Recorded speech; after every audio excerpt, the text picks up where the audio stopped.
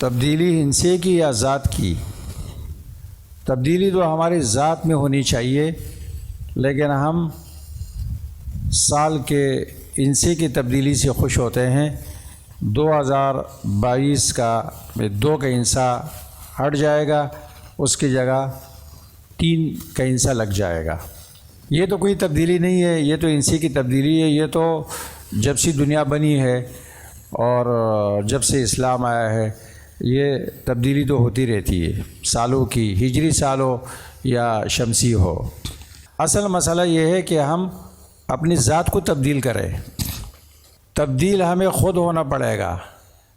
ہم سال سے مطالبہ کرتے ہیں کہ جی سال اچھا ہو جائے، سال اچھا ہو جائے۔ سال تو سارے ہی اچھے ہیں، یہ زمانہ اللہ نے پیدا کیا ہے اور زمانہ اللہ کی صفت ہے، اور زمانے کو برا نہیں کہنا چاہیے۔ اچھے یا برے ہم خود ہوتے ہیں، تو ہمیں چاہیے کہ 2023 میں ہم اپنی ذات کو تبدیل کریں، نہ کہ ہنسے کی تبدیلی سے خوش ہو جائے۔ ہنسے کی تبدیلی سے خوش ہونا اور پھر فائرنگ کرنا اور لوگوں کی زندگی خطرے میں ڈالنا اور شراب پینا اور ڈانس کرنا، روڈوں پہ نکلنا، مردوں عورتوں کا اختلاط، فحاشی، یہ تبدیلی ہے؟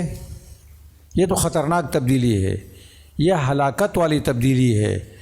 اور سال کا یہ استقبال گناہوں کے ساتھ، شراب نوشی کے ساتھ، زنا و شراب کے ساتھ، فائرنگ کے ساتھ، یہ خطرناک تبدیلی ہے، یہ انتہائی غلط استقبال ہے۔ ہمیں یہ سوچنا چاہیے کہ ہماری عمر بڑھ رہی ہے اور زمانہ گزر رہا ہے، ہم میں کیا تبدیلی آئی دینی اعتبار سے، دنیوی اعتبار سے اور اخلاقی اعتبار سے، ہم کس طرف جا رہے ہیں۔ تو ہم میں سے ہر شخص کا یہ فرض بنتا ہے کہ وہ اپنی ذات کو تبدیل کرے، سال سے تبدیلی کا مطالبہ نہ کرے۔